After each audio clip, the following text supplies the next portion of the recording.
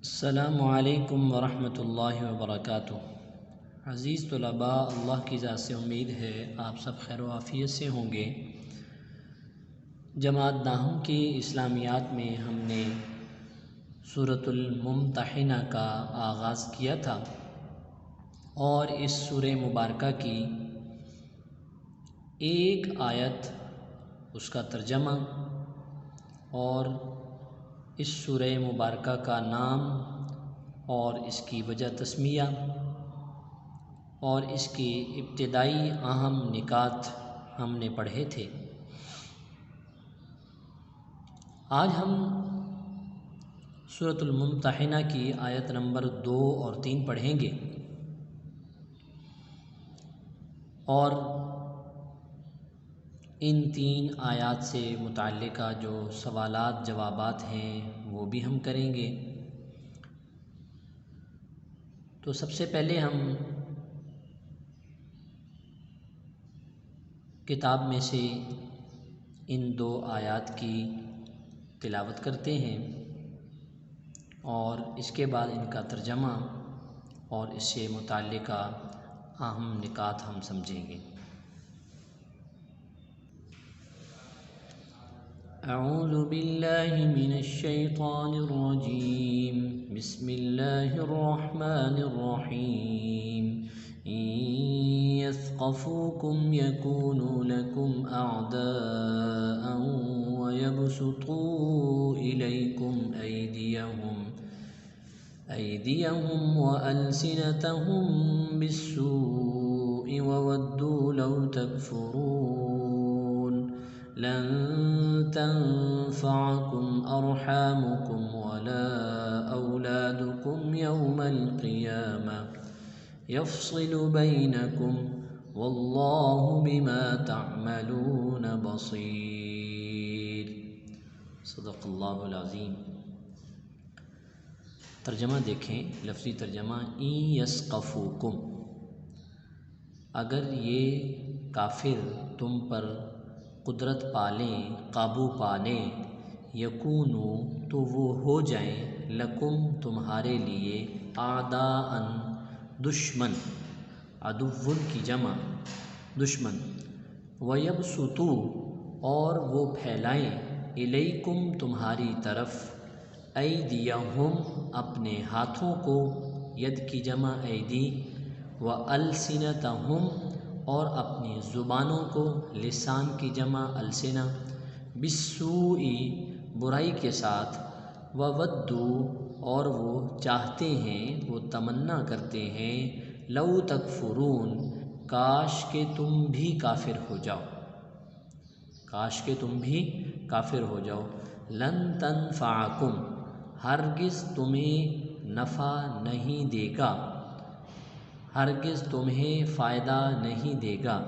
ارحامکم تمہاری رشتہ داریاں، تمہارے اعزا اقربا، ولا اولادکم اور نہ ہی تمہاری اولاد، نہ تمہاری رشتہ داریاں تمہارے کام آئیں گی، نہ تمہاری اولاد کام آئے گی، یوم القیامہ قیامت کے دن، یفصل بینکم وہ تمہارے درمیان فیصلہ کر دے گا، اللہ تعالیٰ قیامت والے دن تمہارے درمیان فیصلہ کر دے گا، واللہ بما تعملون بصیر جو کچھ تم کرتے ہو اللہ اسے دیکھ رہا ہے، جو کچھ تم کرتے ہو اللہ اسے دیکھ رہا ہے۔ عزیز طلباء، یہ 2 آیات ہم نے پڑھی ہیں، ان میں پہلی آیت کے اندر تو اللہ رب ذوالجلال یہ بتلا رہے ہیں کہ اگر یہ کافر لوگ غالب آ جاتے ہیں، جن کافروں کے ساتھ تم دوستی کرنا چاہتے ہو، ان کے ساتھ تم احسان کرنا چاہتے ہو، تو ان کافروں کے حالات اللہ بتا رہے ہیں کہ اگر یہ کافر تم پر قابض ہو جائیں، یہ تم پر قدرت پالیں اور تم پر غلبہ حاصل کر لیں، تو ان کی حقیقت تو یہ ہے کہ یہ تمہارے پہلے سے بھی دشمن ہیں اور اب مزید ان کی دشمنی بڑھ جائے گی، اور ہر طرح سے تمہیں تکلیف پہنچانے کے لیے اپنے ہاتھوں کا بھی استعمال کریں گے، اپنی زبانوں کا بھی استعمال کریں گے، یہاں تک کہ وَوَدُّوا لَوْ تَكْفُرُونَ، یہ چاہتے ہیں کہ تم بھی کافر بن جاؤ۔ یعنی اس وقت تک یہ کفر چین سے نہیں بیٹھتا کہ جب تک کفر اپنی اس کوشش کے اوپر پوری طرح اپنی جو ہے وہ تمام تر طاقتیں اس کے اوپر صرف نہیں کر لیتا اس بات پر کہ وہ تمہیں کافر بنانا چاہتے ہیں۔ تو کافروں کی یہ خواہش ہے، ان کی یہ تمنا ہے کہ ہم محنت کوشش کر کے مسلمانوں کو بھی کافر کر دیں۔ یہ ان کی کوشش پرانے زمانے سے چلتی آ رہی ہے اور آج تک یہ کوشش کر رہے ہیں، اور قیامت تک کفر اپنی اس کوشش میں لگا رہے گا کہ کسی طرح سے مسلمانوں کو اسلام سے نکال کر کفر کی طرف مائل کر لیں۔ اگلی آیت میں قیامت کے دن کا کچھ تھوڑا سا منظر اللہ بتلا رہے ہیں کہ قیامت کا دن اتنا ہولناکیوں والا دن ہے اور اتنا نفسا نفسی کا عالم ہوگا کہ اس دن انسان کو کوئی رشتہ، کوئی ناتا یہ کام نہیں دے گا۔ جیسے بسا اوقات انسان اپنے رشتے کے لیے، اپنے کسی عزیز رشتہ دار کے لیے غلط کر لیتا ہے، کوئی گناہ کا ارتکاب کر لیتا ہے، تو یہ جس دوست کی خاطر، جس عزیز رشتہ دار کی خاطر اس نے یہ گناہ کیا ہے، کل یہ قیامت والے دن یہ رشتہ دار اس کے کسی کام نہیں آئے گا۔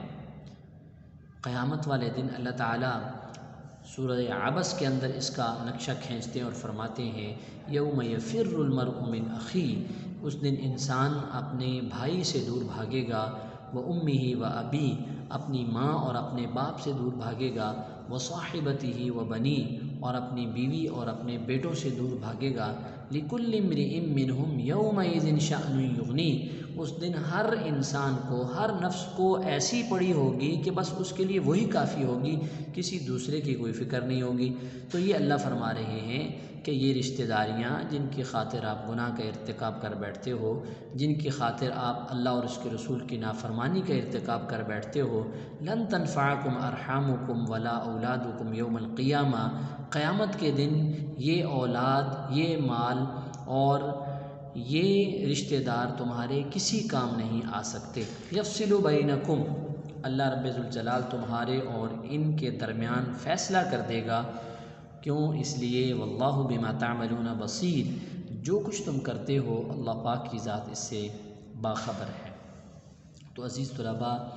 آج ہم نے آیت نمبر 2 اور 3 پڑھی ہے، ان کا ترجمہ سیکھا ہے، اور ان آیات کی ہم نے کچھ وضاحت پڑھی ہے۔ آپ نے اس کو اچھے انداز میں یاد کرنا ہے۔ اگلے سبق تک اجازت چاہتا ہوں، اللہ آپ کا حامی و ناصر ہو۔ السلام علیکم ورحمۃ اللہ وبرکاتہ۔